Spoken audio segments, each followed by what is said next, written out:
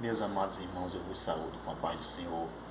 Nessa tarde eu sou grato a Deus por mais um dia de vida e, como costumeiramente, eu gostaria de compartilhar com você e meditar um pouco em um versículo da Bíblia que se encontra em 1 Coríntios, capítulo número 1, versículo 18, quando o apóstolo Paulo ele nos diz o seguinte: porque a palavra da cruz é loucura para os que perecem, mas para nós que somos salvos é o poder de Deus. Meu querido, essa mensagem, porque esse versículo já é uma mensagem em si. Essa mensagem, esse versículo, ele tem para nós uma mensagem única, uma mensagem única. Essa mensagem que Paulo chama de a palavra da cruz é uma palavra que consola alguns, tortura outros. É uma palavra que ela nos revigora o vigor de alguns e ela deixa outros enfurecidos. É uma palavra que faz com que a gente erga a nossa cabeça, mas outros ficam cabisbaixos. Essa palavra, meu querido, palavra da cruz, é a palavra de boas novas. Palavra de boas novas, sabe por quê? Porque a Bíblia nos afirma que Jesus veio a esse mundo. João nos informa no capítulo 1, versículo 14, que ele se fez carne.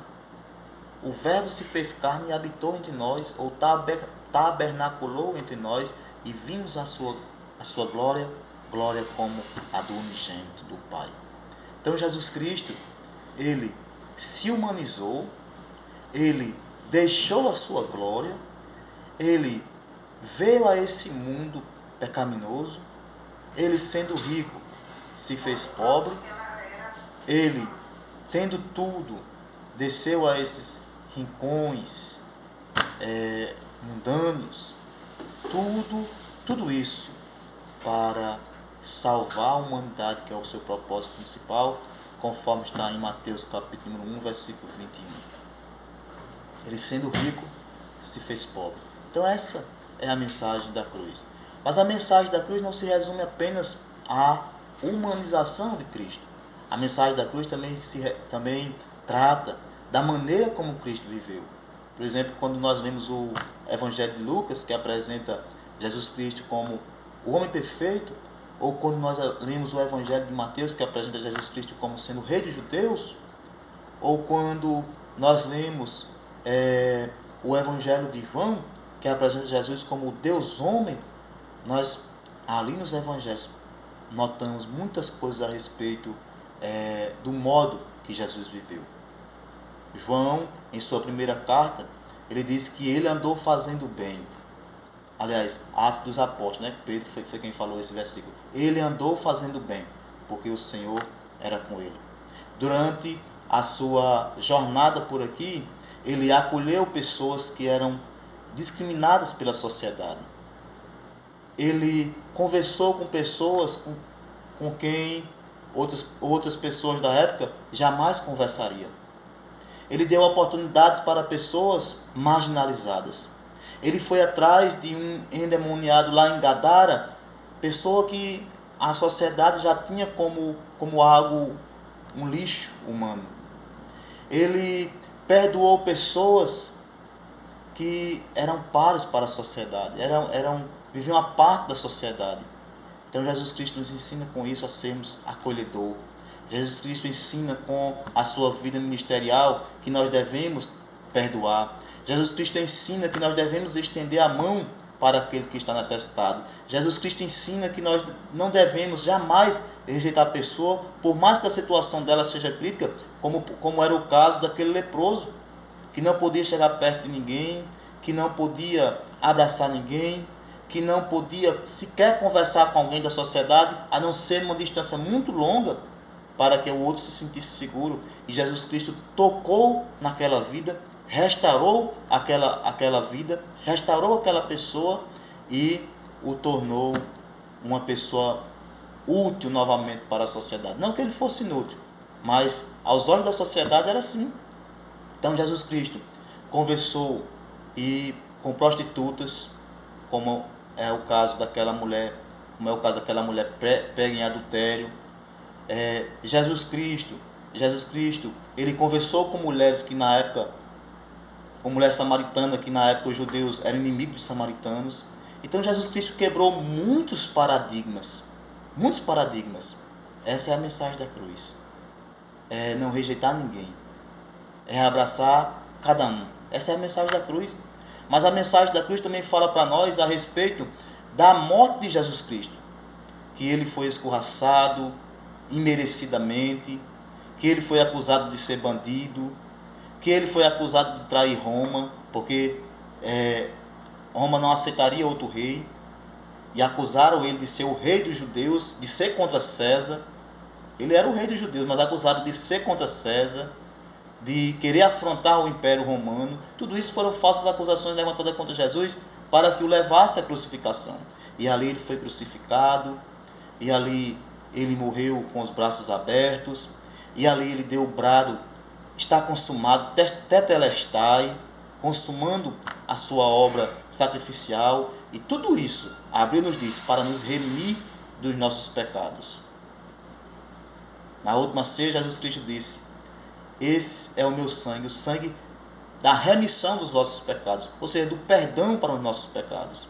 E a mensagem da cruz também fala da ressurreição de Jesus, porque Paulo disse que ele ressuscitou para a nossa justificação. Então agora o ciclo está completo.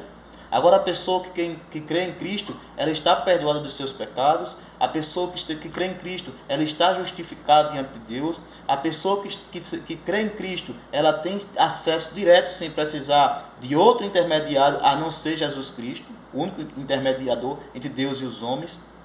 Então, a pessoa que tem Jesus Cristo, que crê nessa mensagem da cruz, é uma pessoa rica. A pessoa que crê na mensagem da cruz é uma pessoa feliz. A pessoa que crê na mensagem da cruz é uma pessoa mais completa, porque o Espírito Santo vem fazer nela morada. Essa é a mensagem da cruz. Mas você vê que Paulo disse nesse versículo que essa mensagem, ela gera dois grupos. Um grupo que diz que a mensagem da cruz é loucura. O versículo nos diz, porque a mensagem da cruz é loucura para os que perecem. Então esse grupo que vai perecendo, que vai andando pelo caminho largo, que vai fazendo a sua própria vontade, que vai vivendo dissolutamente, que não quer compromisso com a obra de Deus, que não quer compromisso com a palavra de Deus, que não quer compromisso com Deus, para esse a palavra da cruz não faz sentido. Ele não encontra sabor. Ele olha e diz: isso não faz sentido para mim, isso não é para mim. E tudo isso, querido, conforme João nos informa no capítulo 3, no versículo 19, porque amaram mais as trevas do que a luz, e não vêm para a luz para que as suas obras não sejam manifestas. Então tudo isso é uma opção. Eles sabem que estão errados, eles sabem que o caminho de Cristo é o caminho certo, mas por uma opção, por uma escolha desafiadora a Deus, por uma escolha confrontadora a Deus, por não querer deixar o seu modo de vida, eles não encontram sentido na palavra de Deus e diz que aquilo é loucura. E se você está vivendo, meu querido, dessa forma, você está perecendo, você está indo para o inferno, porque a Bíblia nos diz claramente: é loucura para os que perecem. Mas a Bíblia também fala de outro grupo que vê sentido na palavra de Deus, e a Bíblia diz que esse grupo é o grupo dos salvos. O versículo diz na última parte: mas para nós que somos salvos, é o poder de Deus.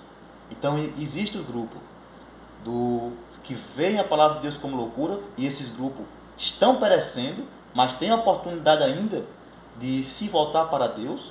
E essa é a graça do Evangelho, que enquanto você tiver vida, Deus te dá a oportunidade. Enquanto você tiver vida, Deus te dá mais uma chance. Enquanto houver alento de fogo nos teus narizes, Deus te chama. E esse grupo, o novo grupo, o grupo dos que creem, o grupo dos que caminham no caminho estreito, a Bíblia chama de salvos, e a Bíblia diz que para esse, a palavra da cruz não é loucura, mas é o poder de Deus. Poder de Deus para restaurar, poder de Deus para curar, poder de Deus para trazer esperança, poder de Deus para restituir, poder de Deus para animar, poder de Deus para nos fazer seguir em frente. Poder de Deus para que nós tenhamos brilho nos olhos. Para esse grupo dos salvos, já no momento, ele diz para nós que somos, não nós que seremos. Apesar de que a gente ainda vai ter a salvação por completo no futuro. Mas já no presente, o apóstolo diz, somos salvos. E isso, meu querido, é muito gratificante. E eu quero desafiar você. Se você está perecendo, se a palavra da cruz não tem sentido para você, venha fazer parte desse outro grupo, do grupo dos salvos, que encontra sentido e razão na palavra de Deus, e se maravilha com a palavra de Deus, e se alegra com a palavra de Deus, e se anima com a palavra de Deus, e com a palavra de Deus vai vivendo de fé em fé e seguindo em frente, porque Deus é com ele. Meu querido, esse grupo que vê sentido na palavra de Deus, que é chamado de salvo, e que a palavra da cruz para ele é poder de Deus, e esse poder de Deus, ele se resume numa palavra, Evangelho. Porque o próprio apóstolo explica em Romanos capítulo 1, versículo 16, não me envergonho do Evangelho de Cristo, porque é poder de Deus para a salvação, tanto do judeu como do grego. Então, esse poder de Deus se resume em uma palavra, Evangelho, boas novas, boas notícias.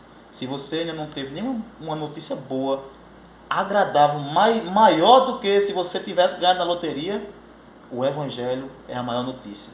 É melhor do que se você tivesse ganhado na loteria. Torna você mais rico do que se você tivesse ganhado na loteria. E eu tenho certeza que se você tivesse ganhado na loteria, você estaria pulando de felicidade uma hora dessa. Mas o Evangelho vai além. O Evangelho, ele envolve a vida física, envolve a vida espiritual, envolve a vida presente e envolve a vida futura. Que Deus te abençoe, meu querido. E que você medite e venha fazer parte do grupo dos salvos, daqueles cuja palavra de Deus é poder. Amém.